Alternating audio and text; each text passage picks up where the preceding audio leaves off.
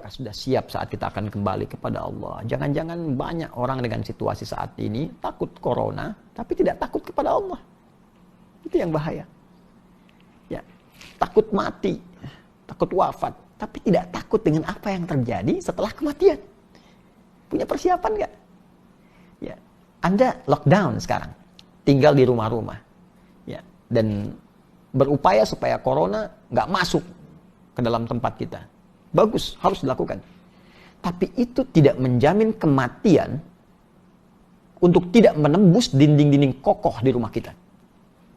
Virus COVID-19 boleh tak masuk, tapi malaikat itu tak ada sekat.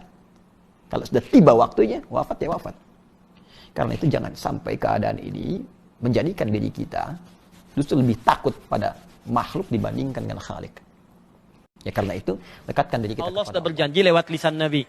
Orang yang tilawah itu dapat keunggulan dibanding qiraah. Keunggulan pertama yang tilawah pasti baca ayat, dapat pahala dari bacaan. Keunggulan yang kedua, orang yang tilawah mendapat 4 kemuliaan lagi di hadis Muslim. 1, nazalat alaihimus sakinah. Orang yang rajin tilawah akan diberikan ketenangan dalam hatinya. Makanya orang baca Quran dengan terjemahan, dengan tafsir, itu ke hati lebih kuat getarannya dibandingkan hanya baca tanpa paham arti. Yuk rajin tilawah. Ya saya sarankan ya, setiap hari itu coba minimal misalnya walaupun 1 ayat.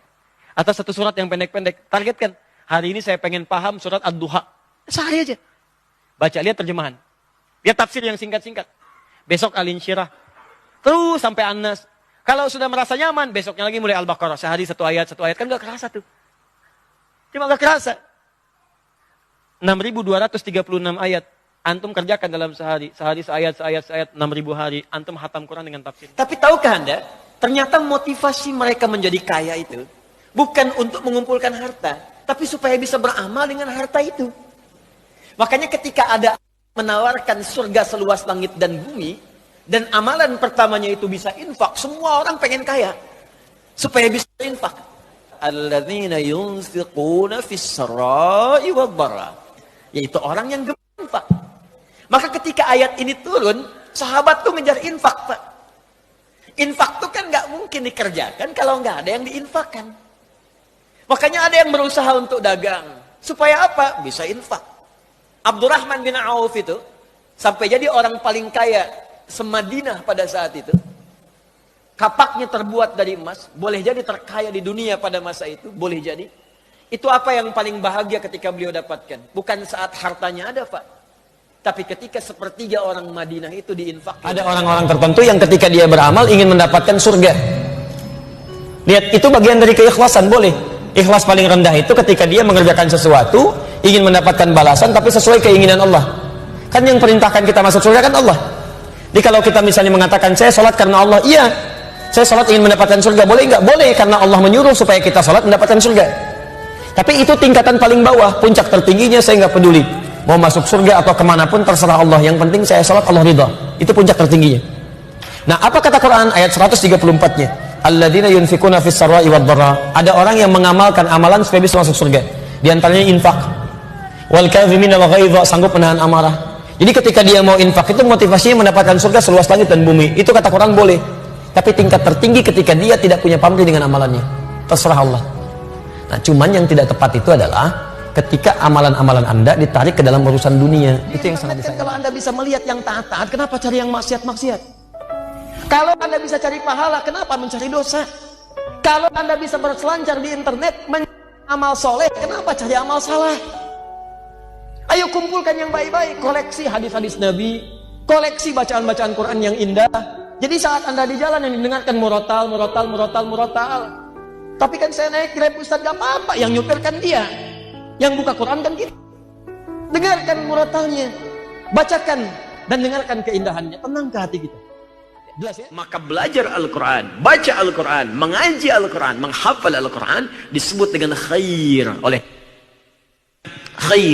Nabi SAW.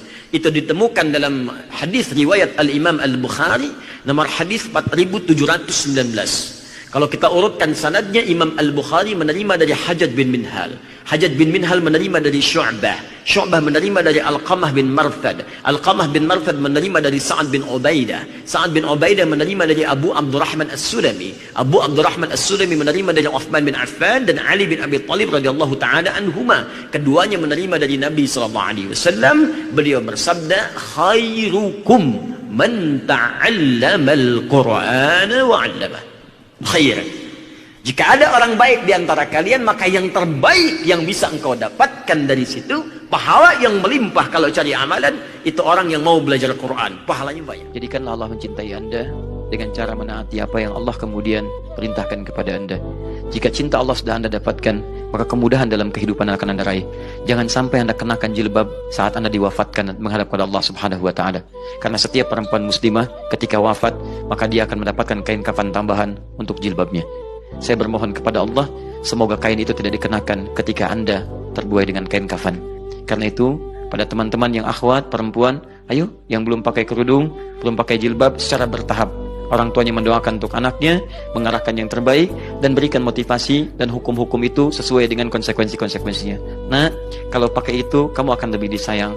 Nah, kalau pakai itu, kamu akan semakin dapat rahmat Allah. Yang lebih penting, nah, kalau kamu pakai itu, besar kemungkinan papa dan mama masuk surga dengan amalan kamu. Bantu papa dan mama untuk diringankan hisabnya oleh Allah Subhanahu wa taala. Mubalik beda dengan dai. Ya. Kalau mubalik tidak disyaratkan dia memiliki ilmu khusus untuk menguasai materi yang disampaikan. Yang penting dia share pada orang, itu sudah tabligh. Jelas ya? Dan dia mendapatkan pahala kebaikan dari situ.